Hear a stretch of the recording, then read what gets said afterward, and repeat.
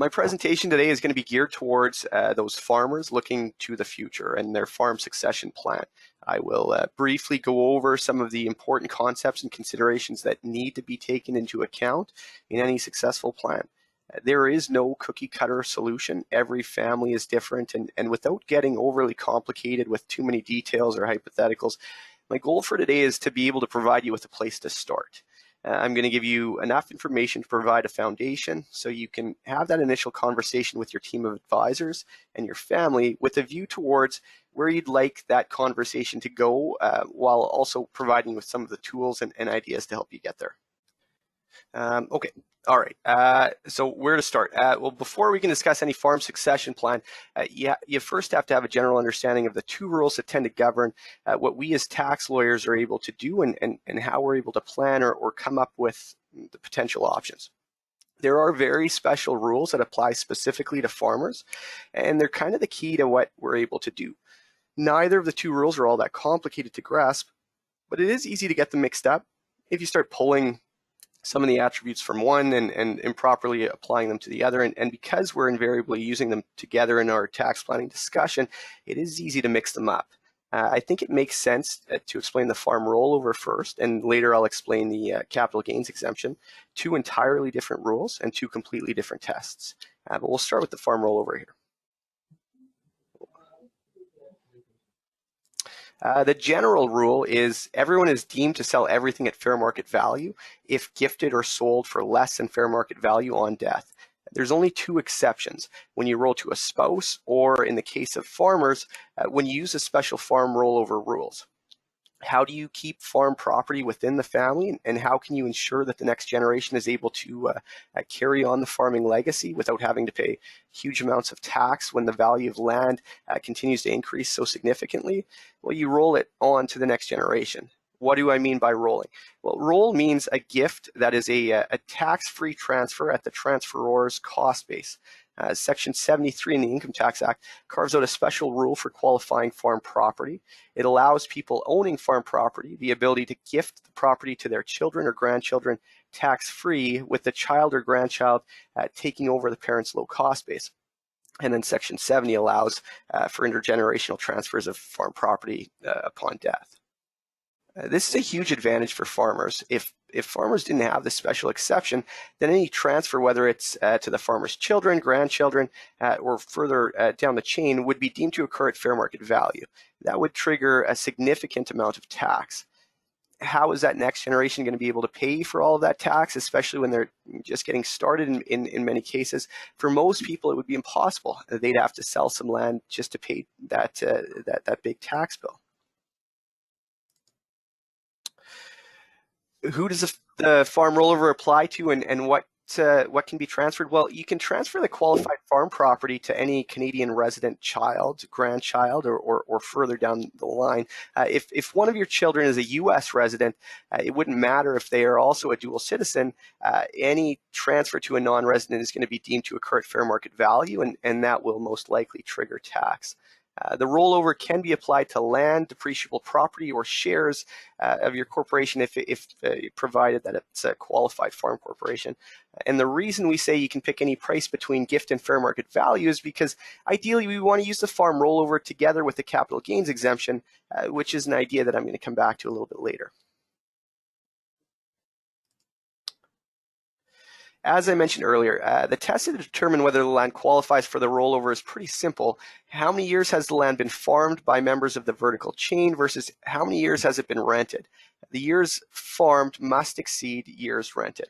But it doesn't have to be you yourself actively farming the land. You can rely on your spouse, your parents, your grandparents, even great-grandparents. If any of them were actively farming the land, you can count those years towards your years farmed. And the catch here is there can't be a break in the vertical chain. And I'll explain what I mean by that vertical chain in a few slides. I said to qualify the land, it needs to have been farmed more years than it's been rented. So here's a diagram that gives you an example where the land's been owned since 1922. You can see it's been owned for 100 years. It looks like it was farmed for the first 40 years, then rented for 20, farmed again for 10, and then the last 30 years it's been rented out. When you do the math, that's 50 years farmed versus 50 years rented. As of right now, the land would not qualify for the farm rollover. The land needs to be farmed more years than it's been rented. But it would be easy enough to qualify this particular parcel and to get it back on side. If you, your children, or your grandparents are not going to be actively farming, you could instead enter into a custom farm agreement where you take all the risk. And often, quite often, that's the only thing you can really do, because the longer you're away from farming, the harder it is to get back to qualify the land, obviously. And that's why it's so crucial that you're tracking the years farmed versus years rented on a parcel by parcel basis. It's a lot easier to plan ahead than to try to deal with something retroactively. Every farm, there was one question that came in. For the years that are farmed, what happens if it's your son that's farming it? That would be fine. Yeah, you'd be eligible, and as would your son, right? The same. So that would count as a year farmed, is what it would do. It would count towards a year farm. That's right. Yeah, it's in your vertical chain, and I'll talk a little bit more about that vertical chain in a little bit, but it's anywhere up and down. So it could be your parents farming, it could be your children farming, grandparents. It doesn't really matter. It could also be sometimes the farm might not even be owned by you. You might just be renting it from somebody else, and you'd be able to count those years as well. So. And that's why it's so crucial that you're tracking the years farmed versus years rented on that parcel by parcel basis.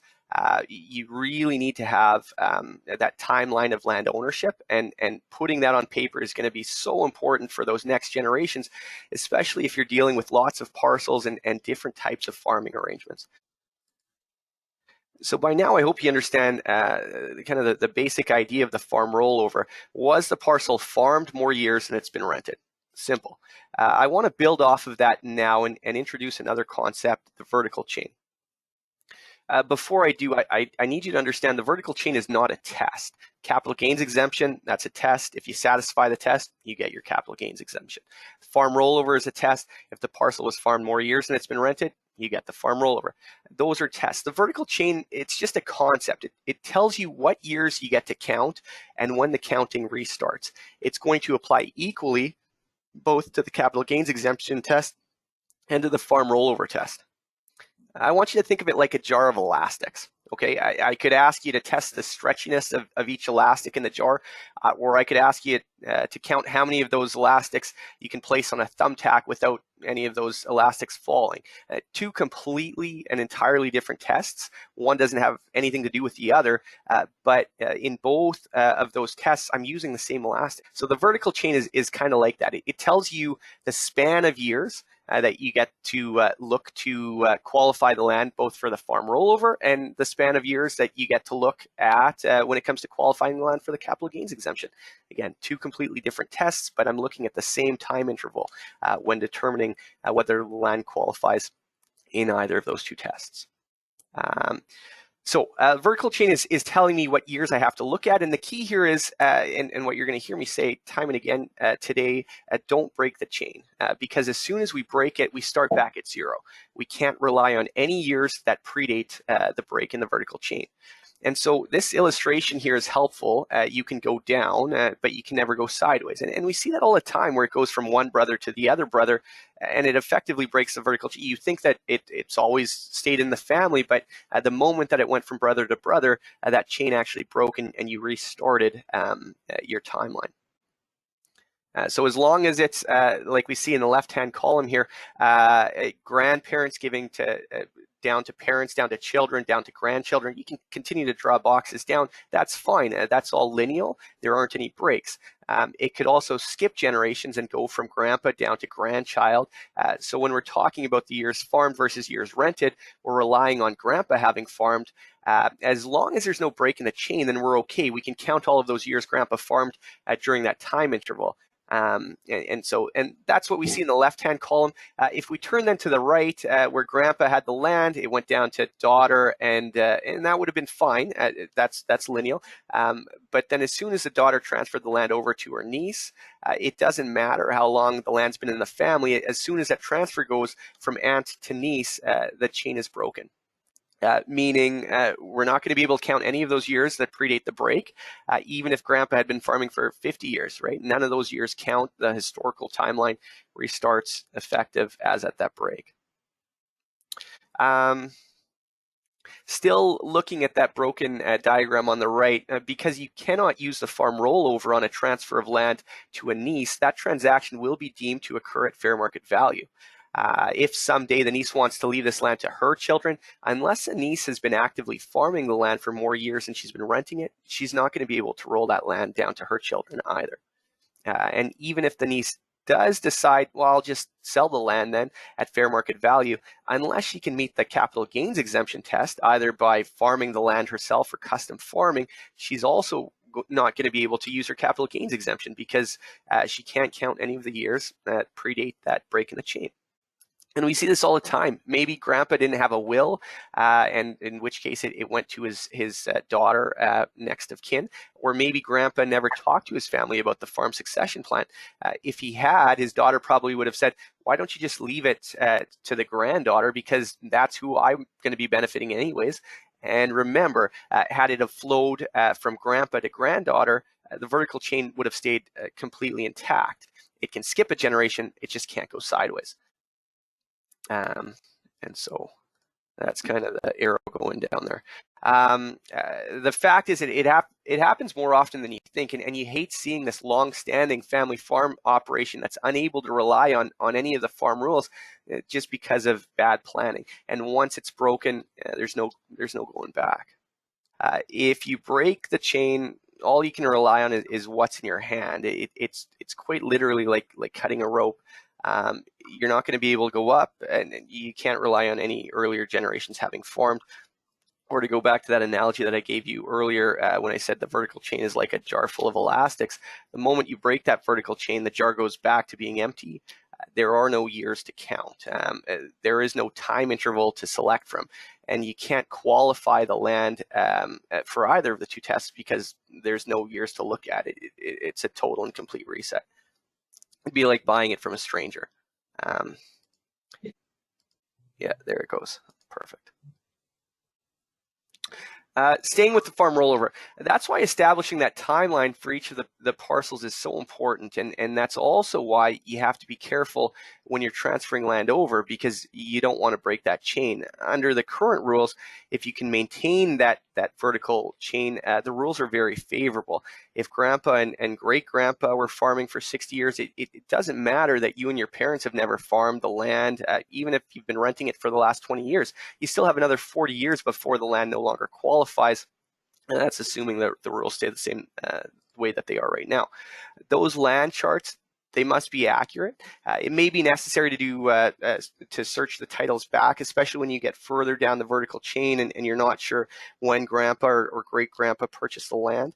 You should also note that there are many qualifications, exceptions, and sub-rules that could apply, and that's why you should be reviewing the land history with your accountant and tax lawyer. Okay, one way of transferring the land is to do it during your lifetime while the land still qualifies. A little bit later on, I'm going to explain some of the reasons why we often recommend transferring during your lifetime and the different ways we can achieve that, including using the capital gains exemption in conjunction with the farm roll to bump up your cost base. The other way to do this would be to use the farm rollover on death. And with the high price of land, you almost have to roll it down because if you were deemed to dispose of the land at fair market value, and especially if you've already used up all of your capital gains exemption, or if the capital gain on the land exceeds what's left of your capital gains exemption, then the estate is going to have to pay a significant amount of tax on that gain. And I mean, if we look at FCC in its 2021 farmland value report, they calculated that farmland in Manitoba increased by 9.9% over 2020 values. That may have been accentuated a little bit by the drought a little bit, but we're seeing a significant increase in land prices again this past year with higher input costs, increasing commodity prices. It really doesn't take much to use up that $1 million capital gain exemption. So we talk to a lot of farmers, and most of them have a pretty good idea how the farm rollover is supposed to work. They think that because they are farmers, they should be able to give the land to their children, and the children shouldn't have to pay any capital gains tax. But what they don't realize is how technical this rule is. There is very specific language that the lawyer must use in order to ensure that all of the criteria have been met. This is a major risk to any family farm. If the will is not properly worded, your estate could end up having to pay tax on any capital gains above your remaining capital gains exemption balance. It's a mistake that can easily occur if the lawyer drafting your will isn't familiar with farm tax planning and the rules governing the farm rollover. As a lawyer, I can fix a lot of things, but there's no fixing a will after that person has died. The estate is stuck with the will at that point, and the majority of the wills that we see are not drafted correctly and would not qualify for that farm rollover. And by now, I hope you see why that's a big problem, and why you need to speak with a lawyer knowledgeable in farm tax.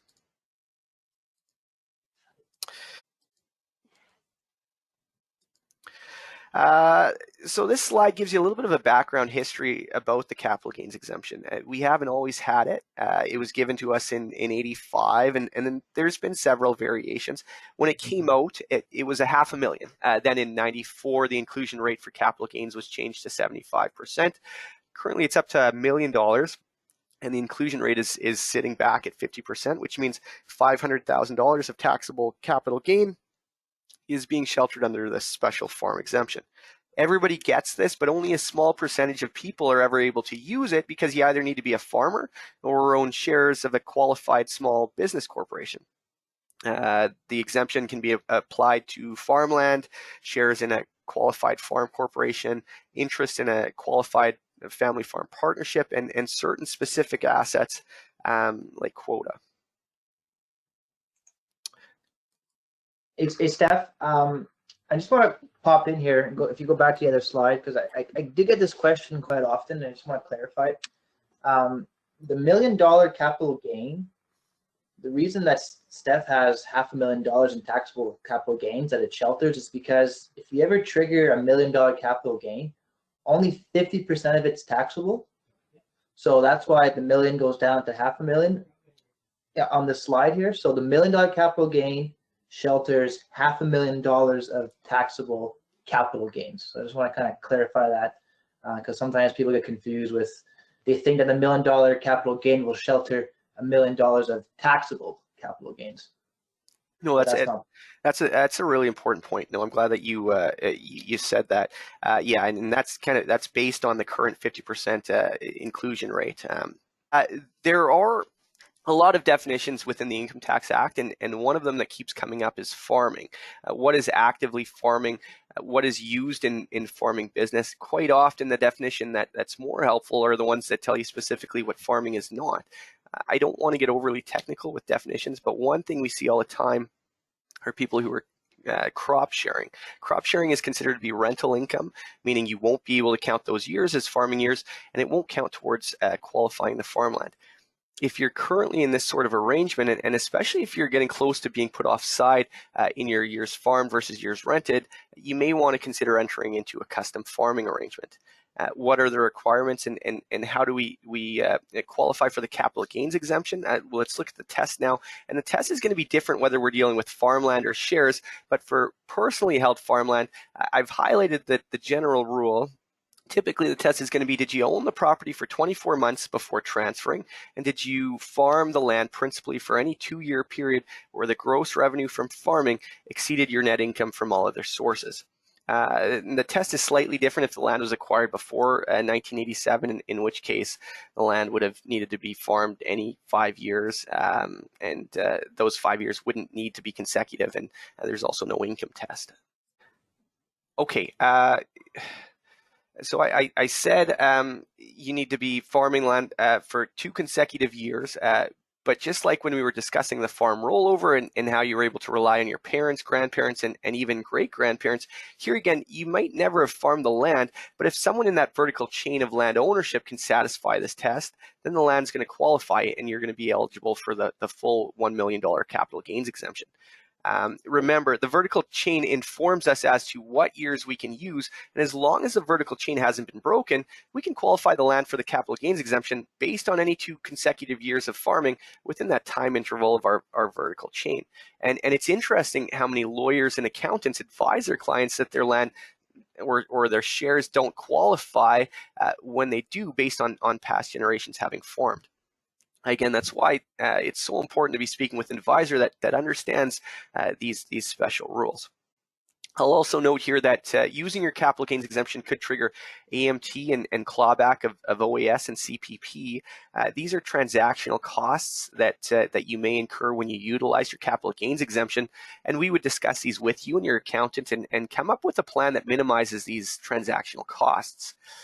When I'm talking about AMT, that stands for alternative minimum tax. It's a tax that you're paying in advance after having avoided paying tax on the capital gain. If you have high income, you can get that AMT back over the next 7 years. And you might also be able to get it a little sooner by pulling out certain retirement investments as well. Another option would be to claim a reserve to spread out that gain and instead of triggering all of that gain in the 1 year. On a sale to a child, that can be spread out over 10 years, and often that can reduce or eliminate any AMT altogether. If you're receiving OAS and CPP, you're going to be dealing with clawback as a result of you now having to report that higher income on the sale that's being triggered. And we would work with you and your accountant to run these calculations and help you decide how best to structure the sale, whether it's 1 year, whether it's spread out, and what those transactional costs are going to look like. Any person acquiring an interest in land would also need to get a GST number and self-assess at fair market value. But that's just an in and out on their GST return. They don't actually pay the GST. I suppose if they don't obtain a GST number, then the vendor or the person that's gifting the land, the parent, must collect and remit the GST at fair market value. So that's why we would just self-assess and get a GST number. Another cost you would see, unless the person acquiring the interest is going to be farming the land, would be land transfer tax, right? But it's important to note that these costs pale in comparison to the tax savings that you're creating. And it doesn't have to be just mom and dad that are paying all of these additional expenses. Usually it's the kids that are deriving all of the benefit because now they have that higher cost base. And there's no reason why the kids can't be paying for some or all of these costs, when doing so is going to make them so much better off. When I looked at this the last time I was explaining the farm rollover, this time I want to show you how we can use the vertical chain to determine whether the land qualifies for the capital gains exemption. So thinking back to that slide with the scissors, mom and dad, grandma, and even great-grandpa could have been farming the land, but as soon as there's a transfer that breaks the vertical chain, as soon as the rope gets cut, everything resets to zero. And if the person acquiring the land at that time hasn't been farming after the transfer, then the capital gains exemption will not be available to them. If we look at the left-hand side, the one that I've outlined here in green, grandma could have farmed the land for 6 consecutive years before retiring and renting the land for the next 60 years. No problem, because grandma farmed those 6 years where her only income was from farming, or if it was grandpa farming and grandma was a spouse of a farmer, we're okay. The land's going to qualify for the capital gains exemption. We're able to rely on those years. Technically, we wouldn't have to worry about the income test if the land was owned prior to June 1987. But if we look at the, so looking at this now, we can use the green box. We can use the capital gains exemption in the green box here. And so when it goes from grandma to parent, we could use our capital gains exemption there. When it goes from parent to adult child, again, we'd be able to use a capital gains exemption. And moving forward, you can imagine more boxes below that one, great-grandchildren, great-great-grandchildren, and everybody being able to rely on that, assuming that the rules do not change.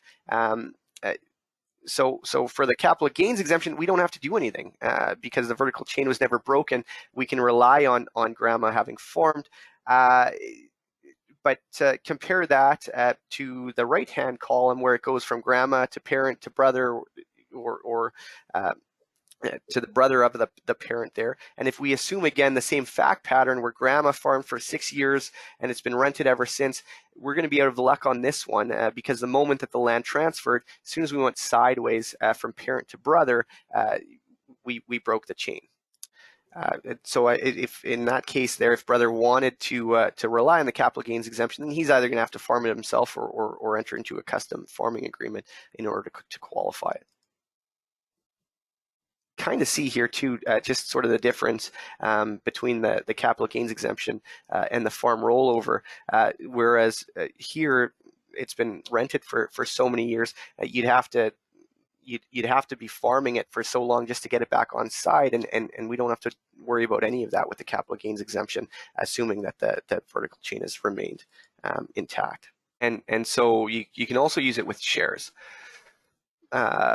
And ideally, if you're able to keep the land in your personal names, typically that's sort of the preferred option, because the capital gains exemption is available to individuals and not to corporations, and it's easy to use each generation's capital gains exemption to bump up the cost base on each parcel of land. And while there may not be any lifetime capital gains exemption on land held by a corporate entity, we can sell the shares rather than the farmland and use the capital gains exemption if the corporation qualifies as a family farm corporation, which would create a shareholder loan that you can draw from your farmco tax-free. The test for qualifying farm property in a corporation is slightly more complicated. You would make a list of all of the assets held by the corporation and confirm whether each of these assets qualify. At the time of the sale, more than 90% of the fair market value of all assets held in the corporation must be used principally in the course of carrying on a farming business. If you have too much cash in the corporation, maybe you have agri-invest, it's easy to get pulled offside. For example, you could own $1 million in land and have $200,000 worth of cash in your corporation, and you're not going to meet that 90% test. You're going to have to do something to purify the corporation, which usually isn't that hard. It just takes planning.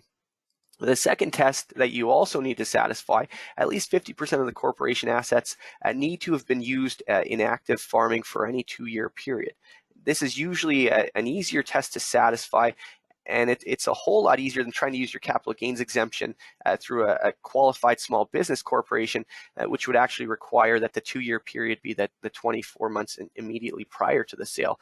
But it is still possible that you could have more cash than land.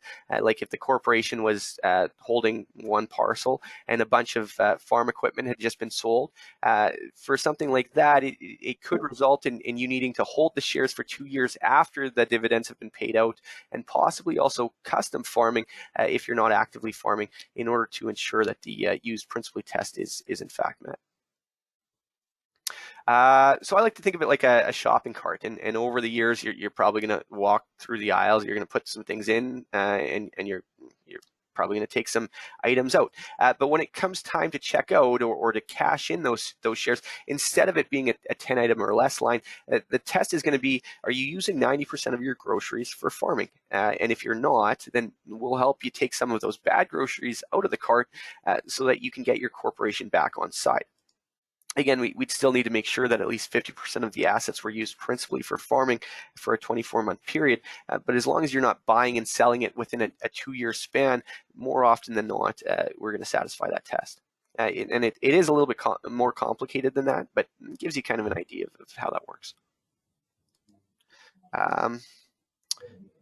Okay, so what are those bad assets? What don't you want to be holding? You need to avoid holding large cash reserves in your corporation. That's really important. There's a lot of things that can put you offside, and you need to be really careful. It's going to depend on what the plan is and when you intend on redeeming the shares and using the capital gains exemption on those shares. Just because your lawyer and accountant have your corporation on side today doesn't mean that you're not going to have assets that pull you offside in 5 years. And you have to look at everything on an asset by asset basis. Going back to that shopping cart analogy, you're going to look at every item that you put in that cart and determine whether that's a good asset or a bad asset. Each of those parcels will be counted separately. So if the corporation owns one parcel and it's renting, that parcel is going to count against it, and so with co-op equity, Visa. And so you could have a parcel of land in the corporation that was farmed and has also been rented, and maybe it qualifies now, but if you rent the land out for another 5 years, then it will have been rented for more years and farmed, making this a bad asset, and it could end up throwing your whole corporation offside. So in that instance, you could custom farm that parcel or maybe sell the parcel before it pulls you offside. There's a lot of ways to purify a farm corporation and bring it back on side, but it's just something to be mindful of. And the thing that makes the 90% at the time of sale requirement so hard is sometimes you don't know when that sale is going to take place. So if you die, that's a deemed disposition. And is your corporation satisfying the test at that time? Usually the easiest way to keep your corporation on side, and my advice would be just speak with your accountant. They're the ones that see your financial statements anyways. You should be confirming with them each year that your shares are still going to qualify. And I'll say it again, so much easier to proactively plan ahead and deal with the future problems before they become problems, as opposed to retroactively trying to fix these complicated scenarios. Stéphane, you mentioned passing away, or you might be talking about this right here. Like, can you do accounting gymnastics when someone passes away to purify the corporation, or it's too bad, it's so sad? It's like the day that you passed away do you look at it at that point, or is it you kind of fix it? Well, there are some ways that you might be able to like deal with the capital loss, but it becomes really complicated.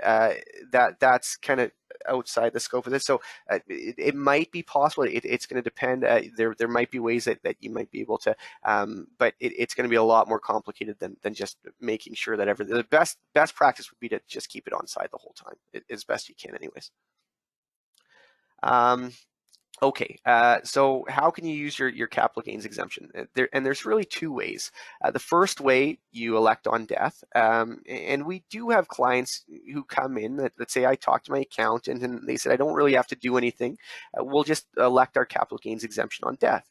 And my answer to that is always, well, maybe, but that assumes a lot of things. It's always easier to do nothing, but well, let me try to explain why I think that's a risky idea. The government of Canada spent a lot of money during the pandemic. How are they going to pay off that debt? Let's look at what happened to interest rates to try to combat inflation. If they can get that under control, would it be a huge surprise to anybody if they tried to combat some of that debt next? And who better to take that from than farmers selling farmland at high prices with pockets full of money, right? They're certainly not going to be making things easier for farmers. We all expect changes, and there's a lot of different things they could do. Maybe that means increasing the capital gains inclusion rate to 75% or 100%. Maybe they reduce or eliminate the capital gains exemption altogether. They could create an estate tax or a wealth tax. They could change how you're able to qualify the farm property. Maybe they say you can no longer rely on grandparents having farmed. Maybe the vertical chain gets modified. Quite honestly, there's a lot of different ways they could recover some of that debt. And before you say, well, that's never going to happen, and know that a lot of these ideas have actually been proposed by the NDP and Liberal governments at their policy conventions. They've just been tabled for now. President Biden, he's proposed changes that would tax capital gains and dividends at some of the highest rates in the developed world. So I think the concerns are real, and the reality is the rules for farmers, it's never going to be better than they are right now, at least in the next 10, 15 years. And if the plan is to do nothing, just wait until you die, then you really need everything to stay exactly the same. And even if everything did, you'd still probably be better at planning now. And that kind of leads me to this one. So the other option, and this is the option that we recommend to most of our farm clients as they come in, would be create a sale now. And to be clear, I'm not saying I want you to get rid of your land and stop farming. It simply means that on paper, we create a transaction that allows you to take advantage of some of the more favorable rules that are available to farmers today and reduce, defer, or eliminate the tax owing by you or your estate when the land would otherwise be disposed of. So your estate gets to avoid any unexpected tax surprises. The farm still goes wherever you wanted it to go, and you've maintained and protected the wealth for that next generation as well. So we could create a sale now, maybe to your corporation or to your spouse, maybe to your adult children who hold for 3 years and then sell to the corporation. Wouldn't typically advise going to minor children, so that's why we say adults would be okay. In the right circumstances, you may want to create a family trust. Recent tax changes have pretty much eliminated any of the income splitting that we used to be able to rely on, but the trust does create an added layer of protection, and most importantly, it allows you to utilize multiple capital gains exemptions. The other thing that's really nice about it is if you don't know who's going to be taking over the farm, you don't have to decide right now. Instead, you put it in the trust because it's too soon to know if anybody's gonna want to farm. We talked about using the capital gains exemption and the farm rollover together, picking a number under fair market value that allows you to maximize the remaining capital gains exemption balance, increase the cost base on the land, kind of the best of both worlds. Lastly, we have this new bill C208, which is an awesome new tool, and in the right circumstances offers us another way to tax plan. So whereas in the past selling to an arm's length party would have been more effective than selling to a child's farm corporation, the new bill gives us a way to help facilitate farm reorganization so that the parents can still utilize their capital gains exemption, and the child or grandchild's corporation is allowed to purchase shares that had been held by parents or grandparents and pay for that using the corporation's low tax dollars instead of paying in personal funds. In any event, there's a lot of different ways to use your capital gains exemption now, as opposed to waiting until death and crossing our fingers and hoping that the government doesn't make any changes. So a lot of ways that we can do it, and everybody's fact scenario is a little bit different. That takes me to the next topic here, wills and powers of attorney. The first thing to understand, I'll start with powers of attorney, is that a power of attorney is a completely separate document from your will. And sometimes people get those mixed up.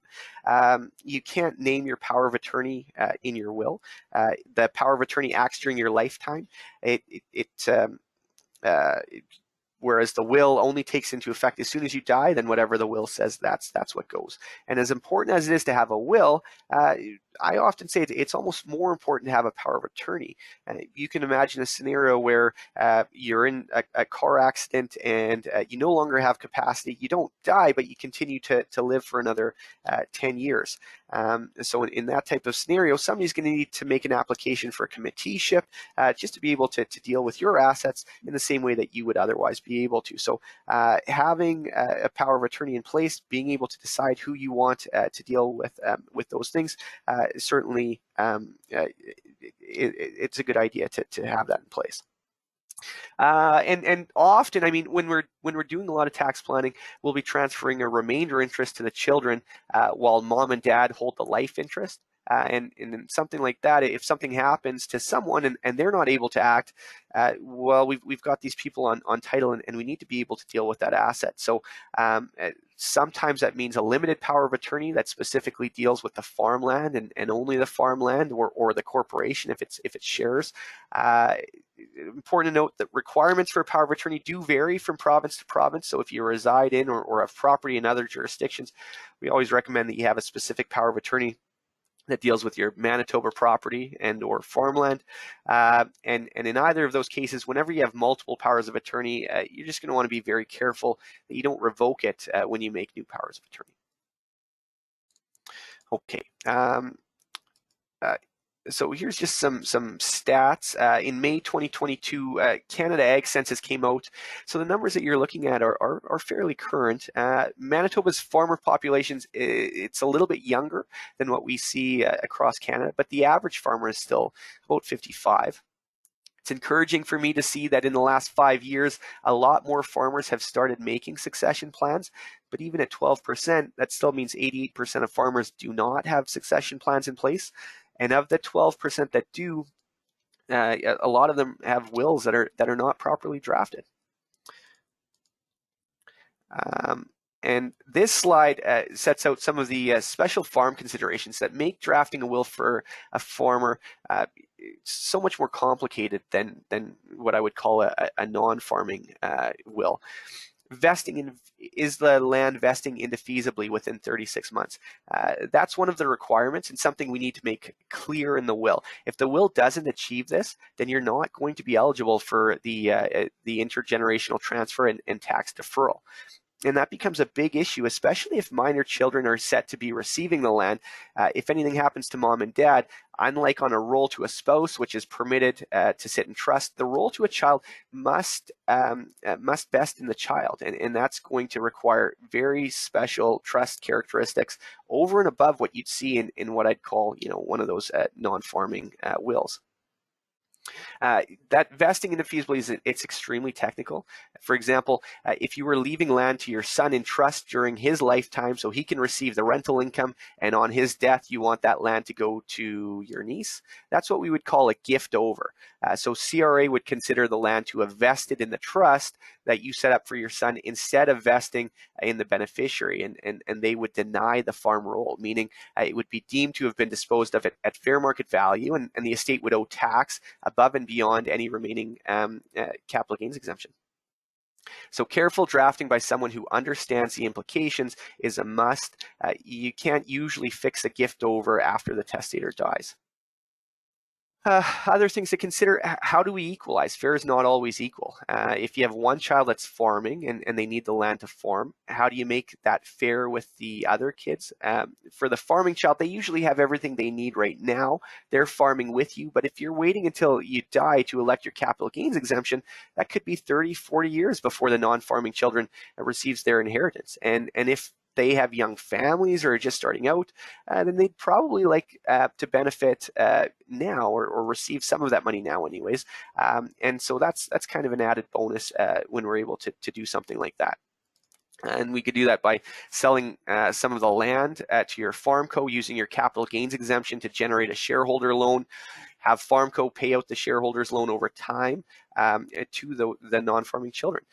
Or if you already have land in your farmco, you could create holdcos, butterfly the land in, and leave that holdco that you've created to your non-farming child, possibly with a long-term lease if farmco or the child who is farming needs that land to farm.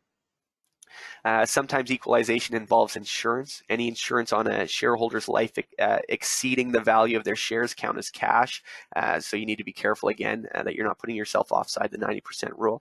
And obviously special wording is necessary for insurance owned by a farm corporation to make sure that you're able to get that money out tax-free. Life interest, remainder interest. So this one's less common for me to hear accountants talking about this option, but it's a really beautiful tax planning tool, and we use it all the time. Essentially, what you would be doing is transferring only a remainder interest while you retain a life interest. So let's say parents are in their 50s, but they see the value in doing the tax planning now and before they're receiving CPP and OAS, and I suppose before any special farm rules change, but they certainly don't want to stop farming, and they have no plans of stopping anytime soon. They know that the land is eventually going to go down to their kids, and they'd like to tax plan now, but they just don't know how to do that. So I would say, well, why don't you and your spouse retain a life interest? That way, any income derived from the land during your lifetimes will go to you, the parents, unless they agree otherwise. And then once the survivor of mom and dad has died, the children are going to get the whole interest. It would just be kind of a few simple requests filed at land titles, and they'll have the whole interest. Parents stay on title, they maintain control. Kids can't sell a land until the parents are willing to sign off. The other nice thing about transferring only a remainder interest is the savings you create on land transfer tax, especially if the child that's purchasing it is not farming. There's going to be land transfer tax owing if they're not farmers, and that amount is only going to increase with time as the value of the farmland increases. But because the children who are receiving this remainder interest are only purchasing the remainder interest and not the entire interest, you're able to save a little bit on land transfer tax as well. Often. So how do we do that? And when I talk about creating a sale, what does that look like? Often the child is paying for that remainder interest using a promissory note, which the parents will then forgive in their will. We'd never want you to forgive that sooner, or the cost base is going to be grinded down by whatever the amount forgiven. By creating a sale and using the balance of your capital gains exemption as the sale price, we're able to increase that cost base up to that higher value, and we use up all of your remaining capital gains exemption. We reduce future capital gains that the next generation is having to pay whenever they eventually dispose of the property. So it's never just one thing. There's a lot of different ways that you can plan smart and save money, and every farm plan is different. But one of the most important things is making sure that you have a will that's consistent with the plan that you're trying to achieve. And I should, I guess, just say, because I think sometimes what people fail to understand is that farm tax law it's a very special area of law, and unless you're a lawyer that's aware of the special rules and immersing themselves with these types of files and dealing with these situations day in and day out, it would be incredibly difficult to draft something and to give any kind of reliable advice. There's a lot of lawyers who know how to draft wills, but they have no idea how to draft farm wills. And often nobody realizes that until after you've died. And so the will may have inadvertently created some significant tax problems for your estate. And you know, obviously after you've passed away, at that point it's probably too late to do anything about it. An improperly drafted will can result in hundreds of thousands of dollars in tax owing. It could mean selling some or all of a third or fourth generation farm just to pay tax to the government. Nobody wants to be in a situation like that, especially if all of that can be avoided. The money you save going, to the lawyer that you know, or making your own will online, it's not worth it, right? So get it done right. I know that was a major reason for me wanting to practice in this particular area of law. You grow up in a small town, all your friends are farmers, and you want to be able to make sure that they're getting the same level of service and advice that the business people are getting from their lawyers in the city. So the best plans, I should also say, always involve a team of knowledgeable professionals who understand your goals and objectives. I'm not going to do AMT calculations or tell you whether it's better to sell in 1 year or to spread it out by claiming a reserve. Similarly, your accountant isn't going to notice if your lawyer drafts a will that inadvertently creates a gift over, disqualifying you from the farm rollover. So you need to be surrounding yourself with a good team of advisors who understand what you want to do.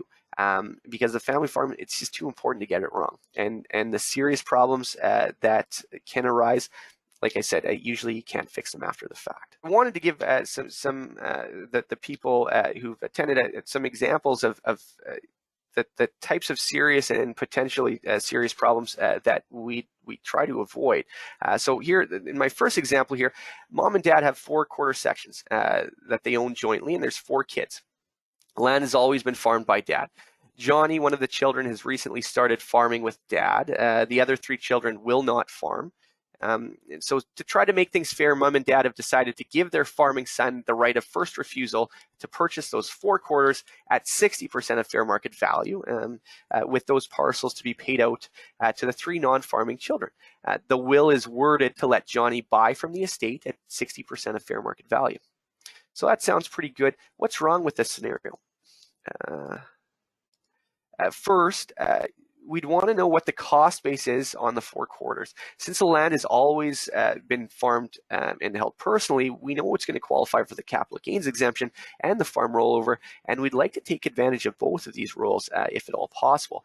But by wording it as a right to purchase the land from the estate, we've effectively disqualified the land from the farm rollover entirely. And inadvertently, we've also actually created double taxation, which is about as enjoyable as it sounds. The estate would pay tax based upon fair market value, even though Johnny's purchasing the land for only 60% of fair market value, and Johnny will only get a cost base of 60% of that fair market value. If the deceased had some remaining capital gains exemption, then the estate executor will be able to elect the available capital gains exemption in the deceased's year of death. But the estate is going to have to pay tax on whatever's not sheltered. And if the residue, and we said it was to be distributed to the non-farming kids to equalize for the benefit of Johnny getting all of this farmland, then all of that tax, all of that's coming out of the non-farming kids' inheritance, right? So it's exactly what you're trying to avoid. Worst of all, even though the farm has paid tax based on the fair market value on these parcels, the farming son's cost base is only what he's paying, which is 60% of the fair market value. Meaning, whenever farming son Johnny decides to dispose of the land, he's going to have to pay that same tax again on the 40% that the estate already paid tax on, plus the tax owing on any subsequent increase in value. So that's the double taxation piece. How would we get around that? Well, we'd word it differently. All of that land would be given to Johnny, but on the condition that he pay a certain sum to his siblings. The executor could still elect the available capital gains exemption in the deceased's year of death return, which would increase Johnny's cost base as much as possible and reduce future tax owing.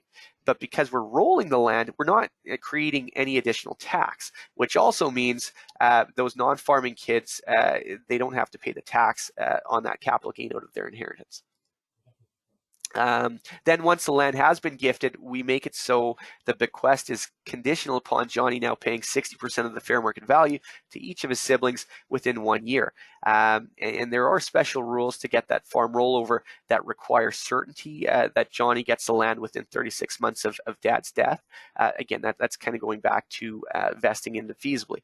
But you can see just by, it didn't sound that bad when you're looking at that example. It seemed like an okay plan, but just by changing the wording slightly, we accomplished what Mom and Dad wanted to do without paying any additional tax.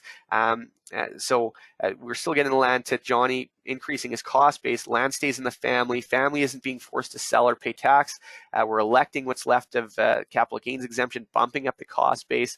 We're also deferring the gain above the available capital gains exemption by taking advantage of the farm rollover. So it's about 2 sentences in a will, and if you don't know what to look for, they both sound pretty close, but the difference could be hundreds of thousands of dollars and double taxation. So make sure your will is being drafted by somebody who understands.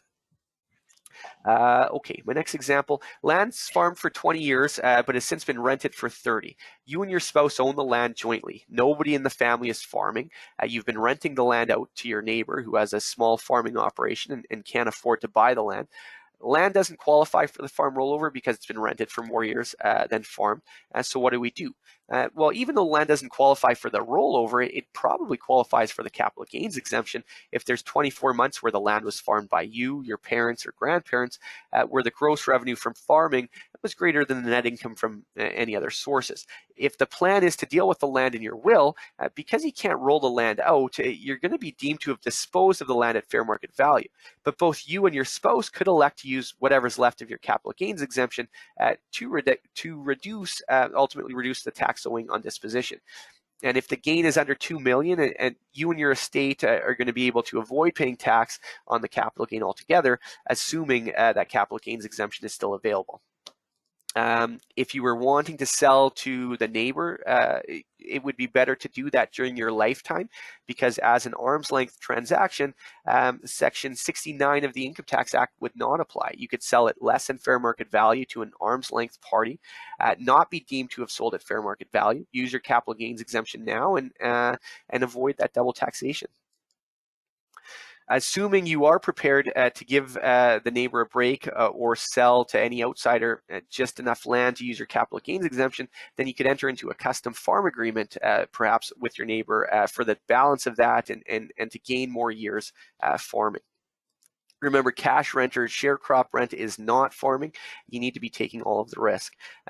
Like the wills, there's very specific language that needs to go into any custom farming agreement if you plan on relying on it or if it was ever challenged by CRA.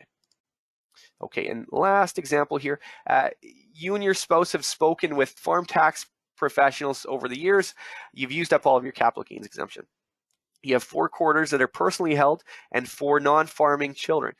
Because you've always been farming the land, you know it qualifies for both the farm rollover and the capital gains exemption. But one of your daughters now lives in the United States.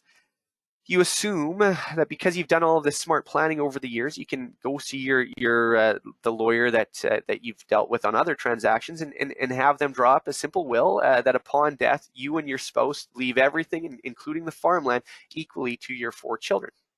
Because that's what you want. You just want everything to be split equally amongst the kids. What are some of the problems? So even though the land qualifies for the farm rollover with respect to 3 of your children, you can't roll to non-resident children, which means the estate is going to have to pay tax on the fair market value of any interest in land that's going to the non-resident daughter. Because you've already used all of your capital gains exemption, all of this tax will need to be paid by you in your year of death, which means coming out of your estate. So the other big problem here is that each of the kids now has a quarter interest in all 4 parcels. There is no de facto power given to the executor that would allow them to appropriate and equalize the parcels being transferred to the kids. And having 4 tenants in common, one of which is a non-resident, all on title together, it's easy to see why that's not ideal.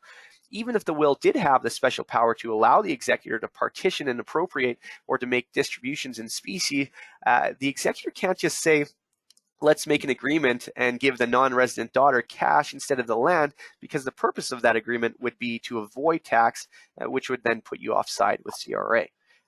Because none of the children are farming, they don't have the ability to trade or swap parcels. Replacement property rules only apply to actually farmed parcels.